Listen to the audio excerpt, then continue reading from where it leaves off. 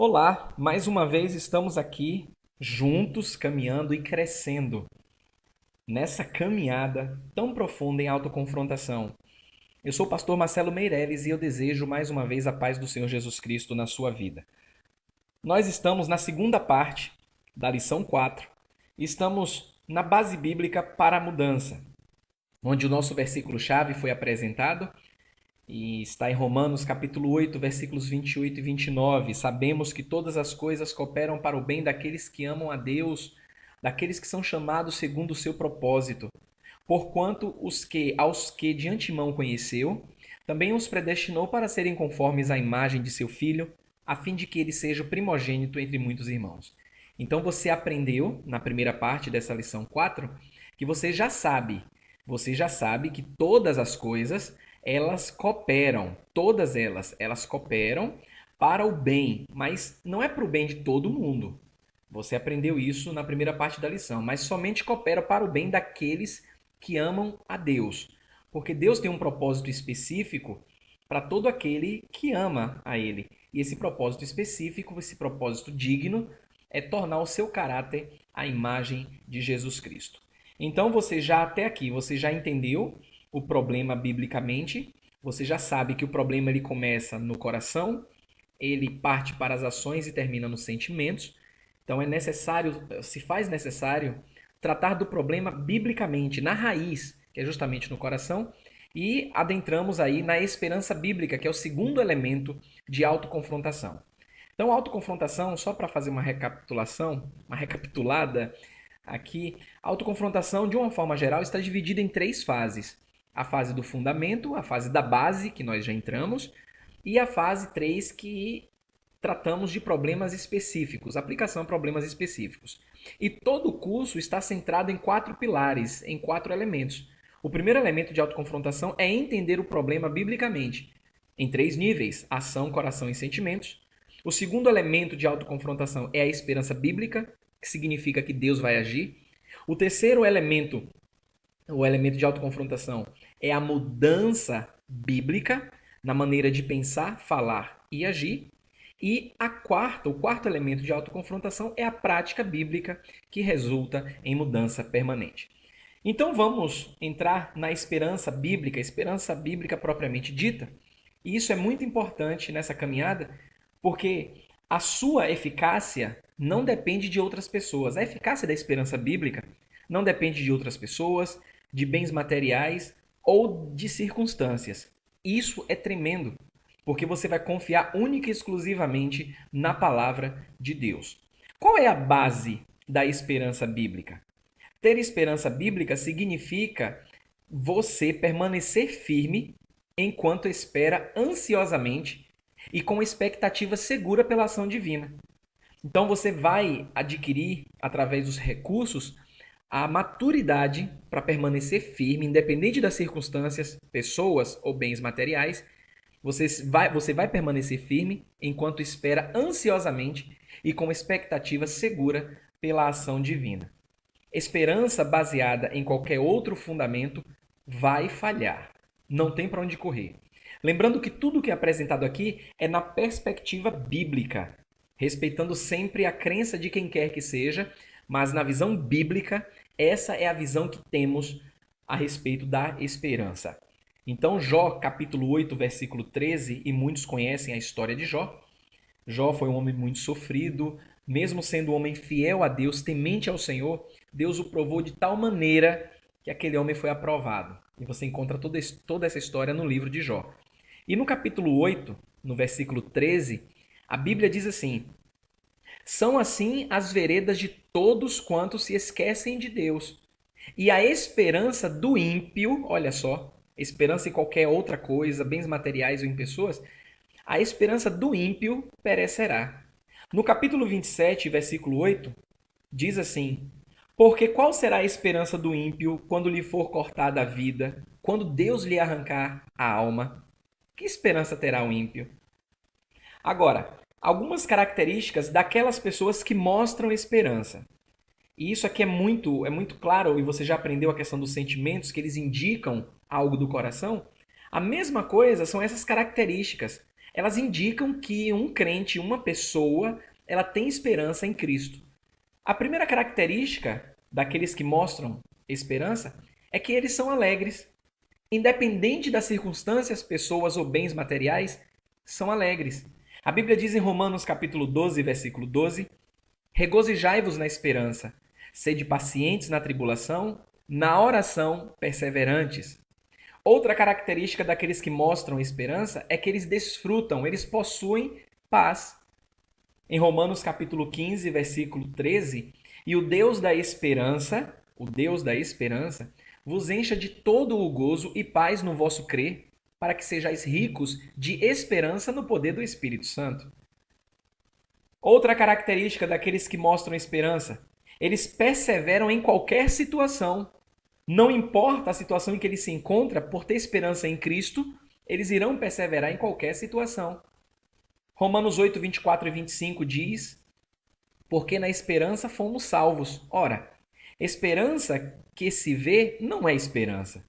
Pois o que alguém vê, como espera? Mas se esperamos o que não vemos, com paciência o aguardamos. Outra característica daqueles que mostram esperança, eles dependem de Deus. Mais uma vez, não dependem de pessoas, de circunstâncias ou de bens materiais.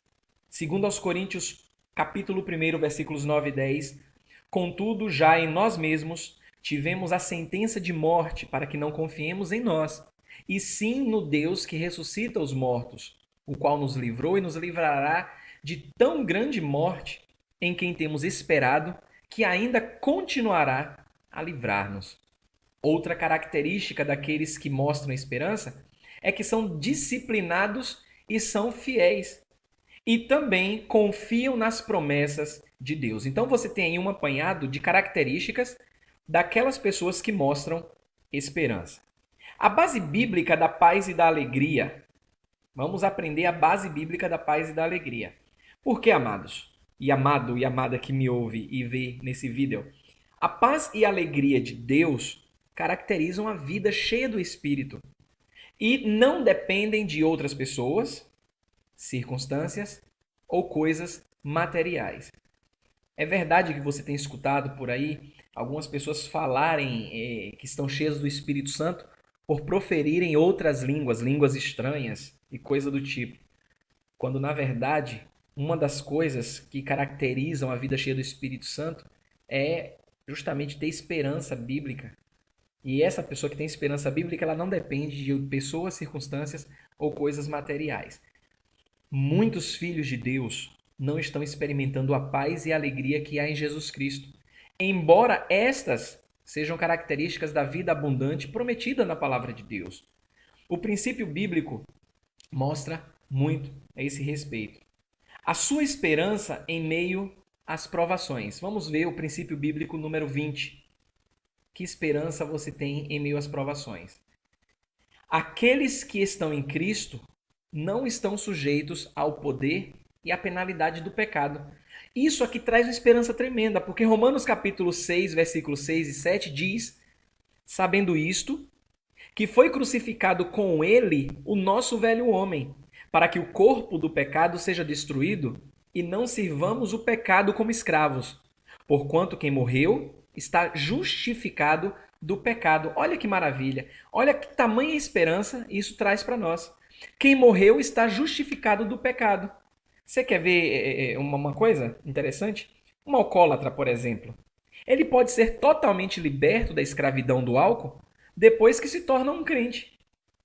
Um crente salvo em Jesus Cristo. Ele pode ser completamente liberto da escravidão do álcool. Romanos 6, 18 diz assim, ó: e uma vez libertados do pecado, fostes feitos servos da justiça. Então nenhum pecador está além do alcance de Deus, mesmo que ele esteja controlado pelo pecado por muitos anos. Ele pode parar de beber de maneira definitivamente, sabe como? Pelo poder de Deus. Olha como isso traz uma tremenda esperança para alguém que tem sido alcoólatra por anos. Mas então, por que é que você peca? A Bíblia nos fala, Tiago capítulo 1, versículos 13 e 14. Ninguém ao ser tentado diga sou tentado por Deus, porque Deus não pode ser tentado pelo mal, e ele mesmo a ninguém tenta. Ao contrário, cada um é tentado pela sua própria cobiça, quando esta o atrai e seduz. Tanta gente culpando o diabo por tanta coisa errada, quando a culpa está em si mesmo, por conta dos seus desejos, por conta da sua cobiça. O princípio 21, eu quero destacar aqui com você que Deus não permitirá que um crente seja provado ou tentado além do que possa suportar. O versículo-chave da lição anterior. Não vos sobreveio tentação que não fosse humana. Olha só, provação, mas tentação que não fosse humana. Ou seja, significa, você já aprendeu isso, que é comum a todos os homens. Mas a Bíblia diz que Deus é fiel. Deus é fiel. Deus é maravilhoso. E Ele não permitirá que você seja tentado acima das suas forças. Deus, Ele é fiel. Eu quero mostrar aqui para você algo interessante. Você já ouviu falar na linha de Plimsoll?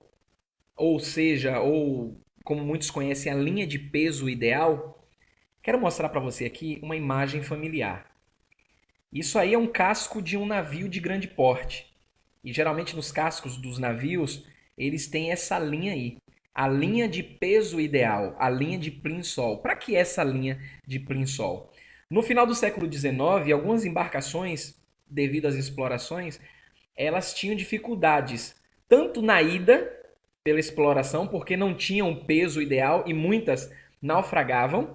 Aquelas que conseguiam chegar em determinado local, elas tinham um outro problema, porque na exploração, na extração de riquezas e no regresso para a sua terra natal, muitas também afundavam, porque eles não tinham uma ideia de quanto aquela embarcação suportaria de peso.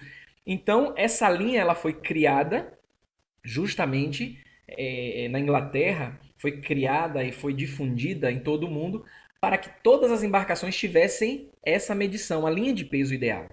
O que eu quero mostrar com isso para você?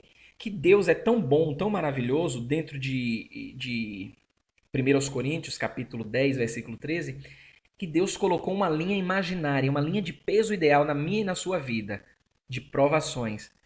E Deus, ele não vai deixar sermos tentados além do que a gente possa suportar. Então nunca diga assim, eu não posso suportar isso, eu não tenho como suportar. Pode, porque Deus é fiel. A Bíblia diz isso, Deus é fiel. E ele não vai permitir que você naufrague em meio aos seus problemas e às suas provações.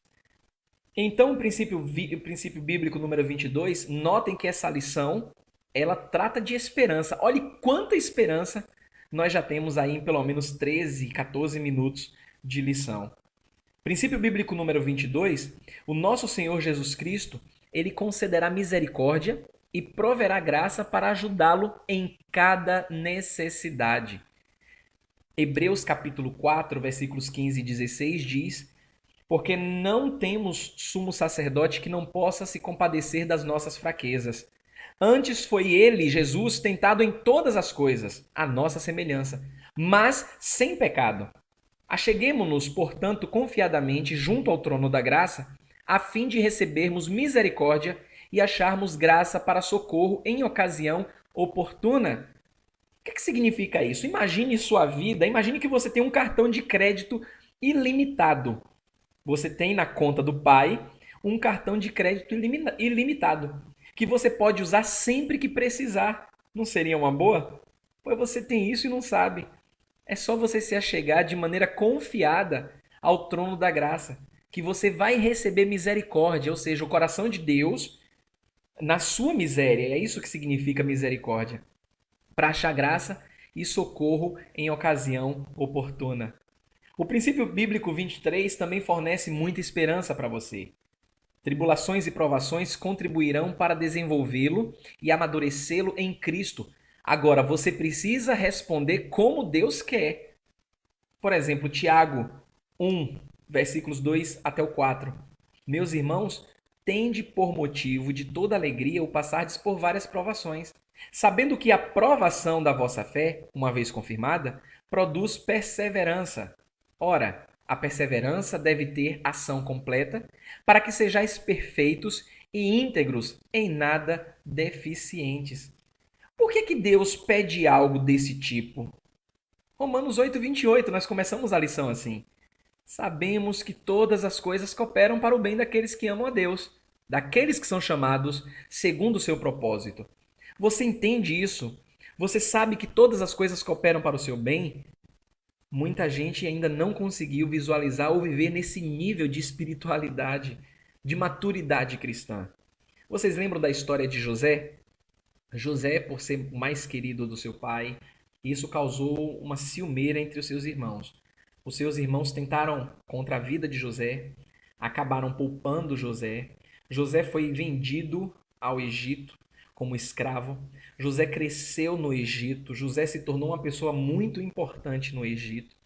E mesmo assim, José não nutriu nenhum tipo de vingança ou de raiva contra os seus irmãos ou sua família. Porque José, durante esse tempo que ficou preso, ficou escravo, José teve um crescimento absurdo, assustador, um crescimento espiritual. Ele começou a viver num outro nível de espiritualidade, de maturidade bíblica. Então, o que é que acontece? No final da vida, no final do livro de Gênesis, perdão, no final do livro de Gênesis, José tem um reencontro com a sua família. E José ele viveu de maneira prática Romanos 8:28. Se não, leia comigo Gênesis 5:20. José disse para os irmãos quando teve aquele encontro maravilhoso e emocionante: Vocês, na verdade, intentaram o mal contra mim.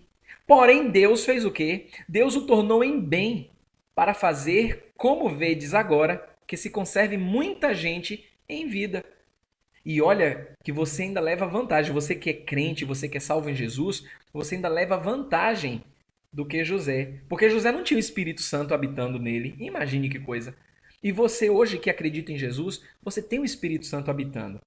Então você precisa entender que todas as coisas cooperam para o seu bem. Princípio bíblico número 24 diz que a paz e a alegria de Deus estão disponíveis ao crente, independentemente de outras pessoas, bens materiais ou circunstâncias. Essa repetição, ela é proposital, para que você comece a entender que você não depende de nada além de Cristo para ser feliz. A Bíblia nos ensina em Salmo 119, versículo 165, que grande paz tem os que amam a tua lei, e para eles não há tropeço. Isso me faz lembrar de uma exposição de arte, onde tinha lá, né, várias exposições, várias obras artísticas, vários quadros pintados, e era uma competição. Não era somente uma exposição, era uma competição de pinturas, de obras de arte. E a pintura que ganhou e chamou a atenção de muita gente, ela levava o título A Paz. O título da pintura era A Paz. E só para você entender, era uma pintura que tinha um passarinho e ele estava descansando numa rocha. E do lado de fora dessa rocha, ele estava num buraco nessa rocha, e do lado de fora tinha ondas impelidas pelo vento de um lado para outro, retratada nessa pintura, e o passarinho estava dormindo tranquilamente. E ele ganhou, por que ele ganhou? Porque a pintura mostrava que é muito fácil ter paz quando tudo vai bem, quando as pessoas, as circunstâncias, os bens materiais são favoráveis. Mas é muito difícil ter paz no mundo que jaz no maligno. Então, repare que não são 12 passos para ter paz, não tem que fazer 27 simpatias para ter paz. A Bíblia diz que grande paz não é pequena, mas grande paz tem os que amam a tua lei. E a pergunta é: você ama a lei de Deus? Você ama a palavra do Senhor? Porque se você ama, você tem paz. O nosso princípio 25, eu quero destacar aqui que somente Deus pode transformar as pessoas. Portanto, você não é responsável por mudá-las. Não pode mudar. É interessante que algumas pessoas dizem assim, ó, eu sou ótimo, minha esposa é quase ótima. Só que a esposa vai se defender, ela vai dizer, eu sou ótima, meu marido é quase ótimo. Qual é o resultado disso? Briga. Porque está sempre um tentando mudar o outro. E toda briga, todo conflito não traz paz. Então você precisa aprender que você não é responsável por mudar as outras pessoas. A Bíblia diz em Ezequiel 18, versículo 20, que a alma que pecar, essa morrerá. Olha só, o filho não levará a iniquidade do pai, nem o pai a iniquidade do filho. A justiça do justo ficará sobre ele, e a perversidade do perverso cairá sobre este. Então você é responsável pelo seu comportamento. Os pais não serão, lá em Deuteronômio capítulo 24, versículo 16, a Bíblia fala que os pais não serão mortos em lugar dos filhos, nem os filhos em lugar dos pais. Cada qual será morto pelo seu pecado. E o nosso princípio bíblico número 26, quando você confessa os seus pecados, olha só, Deus lhe concede perdão e purifica você. Se confessarmos os nossos pecados, 1 João 1,9, ele é fiel e justo para nos perdoar os pecados e nos purificar de toda injustiça. Provérbios 28,13, o que encobre as suas transgressões jamais prosperará, mas o que as confessa e deixa alcançará misericórdia. Com isso, a gente fecha a base bíblica para a mudança, onde nós tratamos do problema em 3 níveis, já cobrimos o assunto em 2 elementos de autoconfrontação, que é entender o problema biblicamente e a esperança bíblica. E o nosso próximo assunto vai descrever o processo de mudança, o que nós conhecemos como santificação progressiva, que continua para a vida inteira do crente. Mais uma vez, o meu desejo é que Jesus aplique a palavra dele no seu coração, que ele te fortaleça mais e mais e que você cresça em santidade. Jesus voltará. E quando ele voltar, como ele vai encontrar você? Que Jesus Cristo te abençoe. Amém e amém.